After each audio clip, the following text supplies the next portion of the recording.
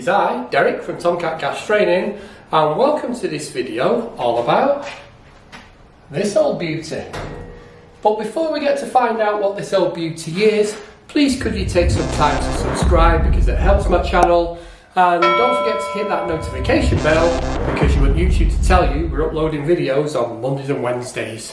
Anyway, let's stop waffling and let's get on with it and find out what this actually is. So what is this old beauty then? Well, this is actually a VAILLANT VCW 221H balanced fluid atmospheric burner combi boiler. And its predecessor to this, which I can't remember what it is off the top of my head, but I'll put it up in a picture here, was the first combi boiler I ever fitted in 1983. And this pot boiler was available from 1988 to 1995. So that's when it was available from, before it changed again. So let's open the doors and find out what it's like inside. So we've got two swing doors. And these could have been put on either side when you built the casing up. So they could be left hand or right hand doors. Now then, we can see here the colour of this fascia. I'm told it's beige. It don't look beige to me, it looks light grey. So this is how you tell the difference between a VCW and a VC. So a VC is like a dark grey colour. Again, I'll put a picture here of what the front cover of that one looks like. And this one is this, they tell me it's beige. So this is the VCW. Can't actually remember off the top of my head what the difference between the VC and the VCW was. If you can remember what it was, put it down in the comments below because I've been racking my brains and cannot remember what the difference was. So, like I say, this is a balanced flue version, and they actually did 5 versions of the VCW. They did a 24 and a 28 fan fluid, and they did a 24 and a 28 open fluid version, and they did this one balanced flue. So the reason why this is a 221 is because it's 22 kilowatts. So that's where the number comes from. So it was 22 kilowatts output on hot water and heating. So that's what the outer casing looks like. Now the only plastic on this is, well, there's a little bit more inside, but we'll talk about that in a minute. There's this cover here, and this cover covered the balanced flue so you could get at it. So that's the first thing we've got to remove. So as usual on inside a boiler casing videos, let's get this open and let's have a look inside and see exactly what this burner is inside this boiler. So to get this front cover off, it's just basically these screws here. 1, 2, 3, and then it lifts off.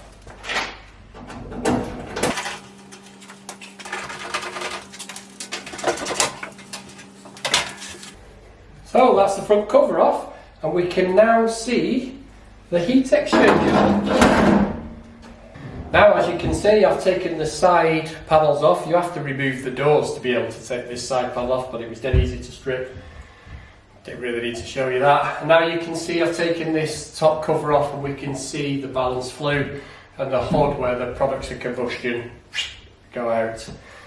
So now I've removed the sides and this panel at the front here, we can get a closer look at this heat exchanger. So if you've worked on the main Medway or the main Super water heaters, you'll kind of see this is the same kind of design.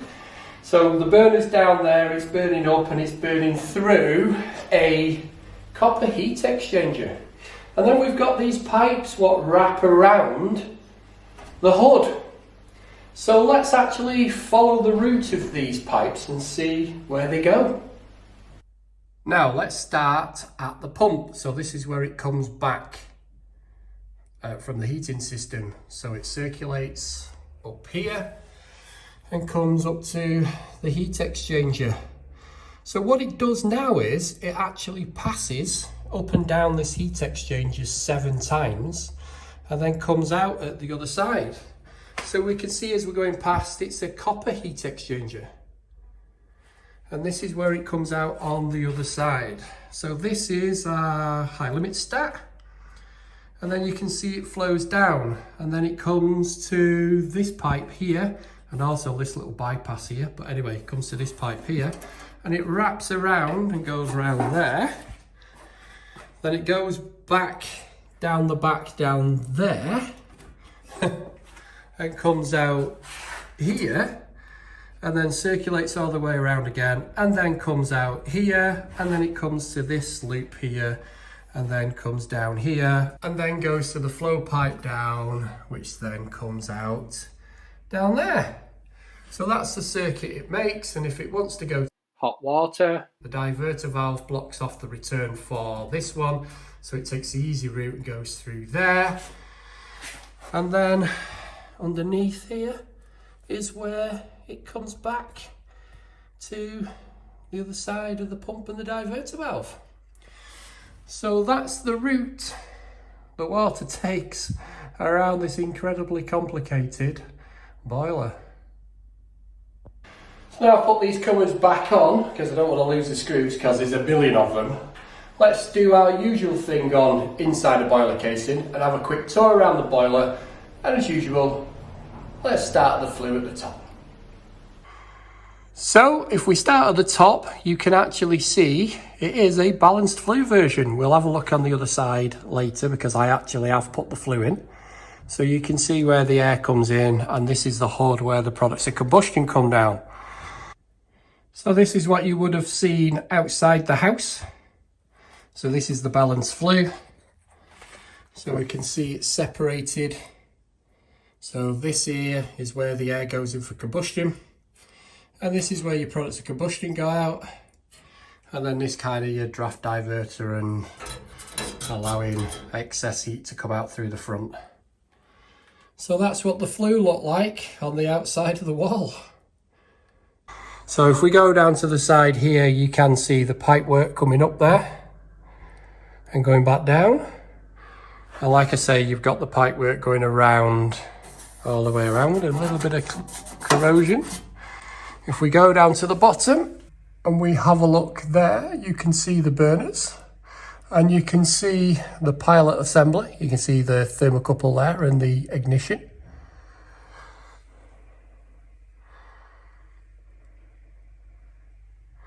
And then we come down to probably the most complicated boiler you will ever come across. Oh my word, look what we've got in here. This has got more switches and bloody dials than you can ever think of, with bits of copper tube going off all over the place. So we'll go through which each individual part is in a minute, and then when we go down to the bottom, that's our pipe set. Look at that, eh? Separated, blow off. How good's that? Never need to even go into the boiler to replace those. So that is a quick overview of what we've got. So let's find out exactly what these components are inside this very, very complicated boiler. So let's start off with some things we might recognise. Easy one at the front here, the pump. Then we've got some nice gauges. So obviously this is the pressure gauge and this is the temperature gauge. Nothing digital here. Then we go over to what was classed as the state-of-the-art controller. And we've actually got a couple of rocker switches here. First one, so we've got heating and hot water, or we just got hot water. And then we've got the on and off switch. We've also got our temperature dial here. Now, I told you this was state-of-the-art, this boiler, and it came out in 1988. So this here is an anti-cycle device.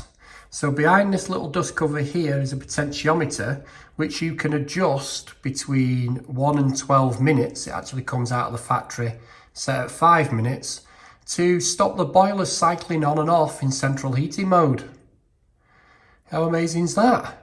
And it also automatically adjusts the pump overrun as well. So like I say, even though in 1988 they were thinking of energy efficiency, pretty much like they do today. So that was state of the art back in the day in 1988 when this came out. Now this big huge thing we've got here is actually the gas valve. And you can see we've got the buttons to operate it. So we can ignite it here and we can turn it off there. So permanent pilot on this one. So like I say, no automatic ignition on this old baby. You have to light it the old fashioned way. So we have to press in the igniter button and the spark generator button is down here and it still actually ignites. Well, obviously if they had gas on there, but our spark generator is actually generating a spark. How good's that? Being over 33 years old. If we look just at the back there, so all you guys who have to put mini shock arresters on your hot water pipe and your cold coming in, they actually did have a little mini expansion vessel for the hot water built into these boilers. So what happened then? Where did they vanish from? Anyway, so there was no need to put a mini shock arrestor in here or an expansion vessel on the hot water because it already had one in. This, what we can see up here, is where you would take your burner pressure from. So you can see if we go in the top there, that is taken off the burner bar. So that would be where you did your burner pressure. So these are the kind of things you can notice straight away from all the boilers we have today. And I'll have to take these covers off the side to show us the rest of the stuff, because you'll see this hasn't got a plate-to-plate heat exchanger. That came after this version. And I'll show you how we heated the water up on this version when I take the sides off. So that's a quick overview of what we've got inside. The diverter valve and everything, I'll show you that when I take the side casing off. So let's get it stripped a little bit more. So the first thing we can see now, just below the little mini expansion vessel for the hot water, is the diverter valve. So full of micro switches in there. Now then, don't ever whinge about a expansion vessel on a Vaillant ever again, because look where the Schreider valve is. Can you see it? Can you see it there? Not very good, is it? So, yeah, not easy to get on. So on that side, how the hell would you change that expansion vessel? The full boiler's got to come off the wall. Not easy. So you would be putting a remote one on that. But you can see getting on the pump, even the pump is complicated with bits and bats coming off it everywhere. Also on this right hand side of the boiler, if we follow this silver pipe up to the top here, is our automatic air vent. So instead of putting it right down at the bottom on the pump where they're useless, they've put it at the top here to make it easier to get rid of the air to stop the pump cavitating. I still think they should have the automatic air vents at the top of the heat exchanger rather than on the back of the pump. But anyway, that's the right hand side of the boiler. Let's go and have a look at the left hand side now. So this very crusty thing we can see here is their attempt at a heat exchanger, plate heat exchanger for the hot water. This was replaced with a plate heat exchanger, which in later models comes here. I'm saying that, I'm sure these were before the plate heat exchangers. Again, if you know, if you can remember, because I can't, then put it down in the comments below, guys. But I'm sure this was before the plate heat exchangers. So that's how we heated the hot water. So that's what you can see completely on this side, and you can still see the expansion vessel on there. So you can see here, we've got a overheat thermistor on the hot water out. So if the hot water got too hot, this would kick it out. So safety first. So that's the first thing we can see. Oh, you can see how crusty that is now. But yeah, that's the overheat for the hot water. We've also got a thermistor there for the flow temperature of the boiler. I don't know whether there is a return one, I can't remember, but I'm sure we might come across it. But there you go, that's the NTC there, and it is an NTC. So that's negative temperature coefficient thermistor. If we come down to the bottom here, this knob you can see here is out, which is C solid. That's how you regulated your flow rate through your taps. So that did your flow rate for your hot water. So obviously the slower you got it, the hotter you got it.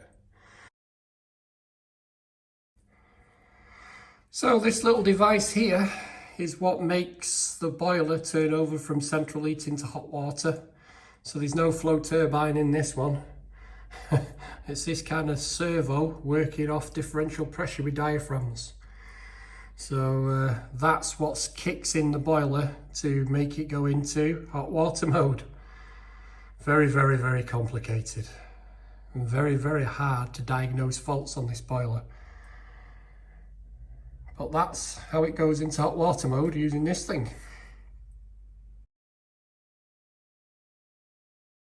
So if you have seen my videos on sequence of operation, this is a lot different.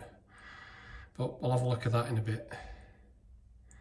So there are the major components you're getting in this boiler. Now we've had a tour around the boiler, let's see if I can actually explain and show you how this boiler operates in hot water mode. Let's have a look then. Now let me try and explain how this boiler actually works in hot water mode. So after you've opened the hot tap, this servo control valve is changed over from central heating position to the domestic hot water position via the movement of the diaphragm in the water section due to differential pressure in these little pipes here. The pump then comes on, and the differential pressure generated by the pump now causes the hydraulic diverter valve to move to the right to open the domestic hot water heat exchanger circuit and the burner lights. So what happens is, can you see that spring there? So this spring here, so it's on like a cam. So when the water opens, that kind of turns, and you can see the micro switch at the back there activates. So the boiler knows this differential pressure has worked. Now, can you see this little handy white knob here? Well, this turns off the cold water coming into the boiler. So you could open the tap and then close this off completely. And then when you want it to see it operate in its sequence, then you would just open that and it would make this work. So once this has worked and it's opened up the waterways, the pump operates via this micro switch. And then because the pump's worked, what it does is it moves this outwards and breaks the contact on that micro switch down the bottom there. And then when it goes into central heating, it goes the other way and makes that switch there. So that one knows the diverter valve's worked. So that's how this boiler operated in hot water mode, which once you know that sequence, you could fault find, but most of the time on these, it's a full strip down service of the diaphragm inside these. Ooh, it takes ages. Anyway, that's hot water mode. Shall we finish off, as always, with our inside the boiler casing videos with having a look at the water sets down at the bottom and see what we had there. So let's have a look down here then. So if we start on the left hand side, this is our flow, this is our hot, this is the gas connection, this is the cold, and this is the return. And then like I said, there's our external pressure relief valve. And no built-in filling loop with this, I'm afraid. You have to put your own filling loop in. So one thing you can notice about this one is, if we look at the pipes on the side, we can see they are just slightly staggered. So they're not all in line with each other. So yeah, you guys with the Worcester, the new Worcester, where the pipes are staggered, and you whinge about those. We were whinging about those back in the day as well. But this plate, what you can see here, this jig, you installed that first because we was bricking up the flues, because it was a balanced flue. So we were making a massive big hole in the brickwork. We were fitting in the flues, fitting in this plate at the bottom, which allowed us to pipe up all the pipe work first while the brickwork was going off, and then we could hang the boiler probably the next day. So never whinge about putting a flue in again. So that is what the pipe work looked like underneath these boilers. So that is the end of this video on this, probably the oldest combination boiler we're ever going to do here at Tomcat Gas Training on inside a boiler casing. So if you've liked this video on this old Vaillant VCW 221H, then why don't you give me that thumbs up? If you've not subscribed to our channel, then please subscribe because it helps us.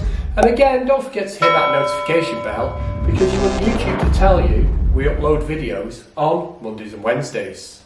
All I've got left to say is, thanks for listening, thanks for watching, and are you guys still repairing these old girls? Put it down in the comments below if you are, and let's see if we can actually find out, because it would be really good. Let's see what is the oldest boiler you guys are looking after, combi that is, not open flued, floor standing, heat only boilers. I want to know combi boilers.